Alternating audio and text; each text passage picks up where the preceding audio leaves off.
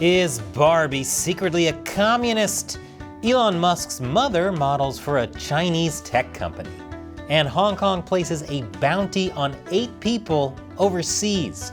That and more on this week's China News Headlines.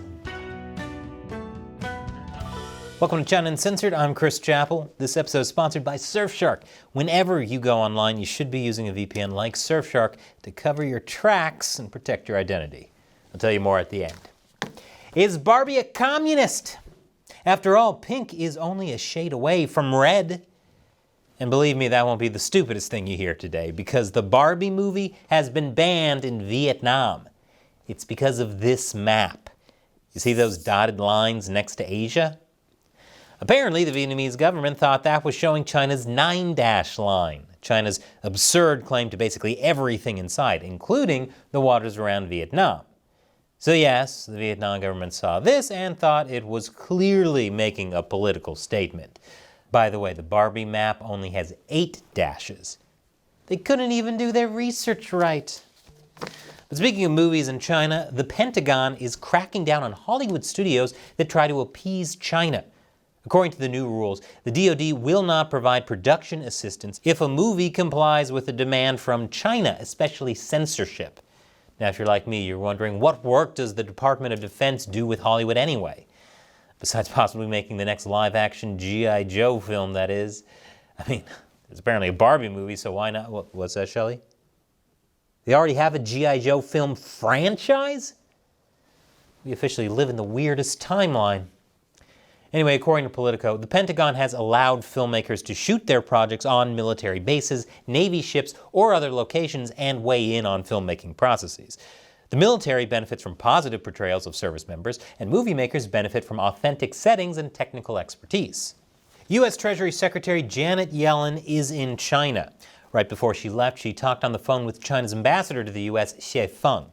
The U.S. called it a frank and productive discussion about issues of concern for the U.S., and there are plenty of concerns. The call came just as China imposed export restrictions on 2 metals used in semiconductors and solar panels. China didn't say why it imposed the restrictions, but many see it as retaliation for the U.S. putting restrictions on microchips being sold to China. While we don't know if they discussed the metal restrictions, the timing makes it seem likely. And after the break, is China using Elon Musk's mom to gain influence? Welcome back. Is China trying to buy more Musk influence? That's a question floating around after it was revealed that his mother, May Musk, who's a model, signed a contract with Chinese tech company Oppo to be the brand ambassador to its Find X6 Pro smartphone.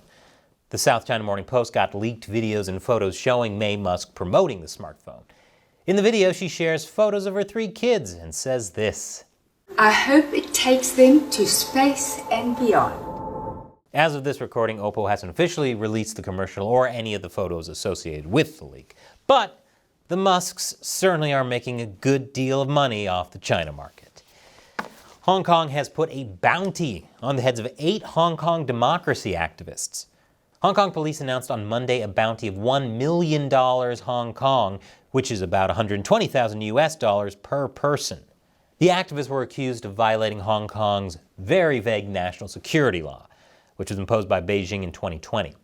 The crazy thing about that law is it applies to everyone anywhere in the world. The 8 people currently reside across Australia, the UK, and the US, which have each condemned Hong Kong's efforts to silence dissidents. I doubt these countries will extradite them. However, they do need to be careful when they travel to other countries in case those countries do have extradition treaties with China. Hong Kong's chief executive John Lee said the 8 activists would be pursued for life. And speaking of John Lee, there's a bit of conflict over Lee traveling to the U.S. Lee has been sanctioned by the U.S. since 2020 for his role as Hong Kong's Secretary of Security. But there's an APEC meeting in San Francisco this November, and China has made it clear it wants Lee to go, despite the sanctions. There was some confusion after the State Department told Congress he would be invited. It later walked that back, but remained ambiguous about whether it would invite him in the future. Several U.S. lawmakers and activist groups have asked the State Department to make sure he doesn't come. I say the U.S. should strike a deal with him. He can come to APEC if Hong Kong drops all its national security law charges. That would mean about 260 people arrested in Hong Kong, as well as all those wanted outside Hong Kong, would have their charges dropped. That way, the U.S. will be standing up for democracy and Lee will get his symbolic visit to the U.S. Win-win. Now this will shock you, but apparently big banks are kind of scummy. U.S. and UK lawmakers are accusing the bank HSBC of preventing people fleeing Hong Kong from getting their money. HSBC has said it's just complying with local laws. You know, the kind of laws that say democracy activists will be pursued for life. And after the break, the EU is cutting trade ties with China. Welcome back. The U.S. is concerned over China's influence in UNESCO. So much so, the U.S. has decided to rejoin. The U.S. got approved last Friday after a majority of members voted in favor of letting the U.S. back in. And now that it's back, China is warning the U.S. against confrontation and divisions. The U.S. pulled out of UNESCO under the Trump administration in 2018. It cited problems with members not paying, bias against Israel, and the need for reform. But the EU may be finally wising up on China. They've agreed in principle to a de-risking strategy on China. Leaders from the 27-country bloc were united around the concept, but the details still have to be hammered out. After how Europe got burned because it was dependent on energy from Russia last year, Europe is trying to avoid a similar situation with China, especially since China continually threatens to invade Taiwan and start World War III. And this episode has been sponsored by Surfshark. Whenever you go online, everything you do is being tracked and logged by the websites you visit and your internet service provider, and in many cases, by your government. That's why no matter where you live or what you do online, you should always be keeping your internet activity private with a VPN.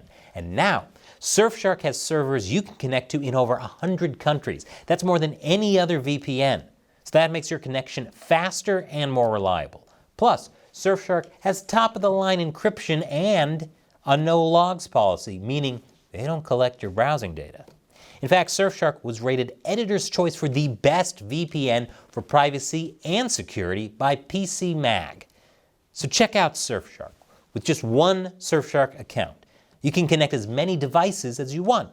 So try it out now. Surfshark has a special deal that includes 83% off a 2-year plan, plus 3 extra months for free. You can protect yourself for just $221 a month. So go to surfshark.com/uncensored and use the code UNCENSORED to secure this deal. The link is in the description below.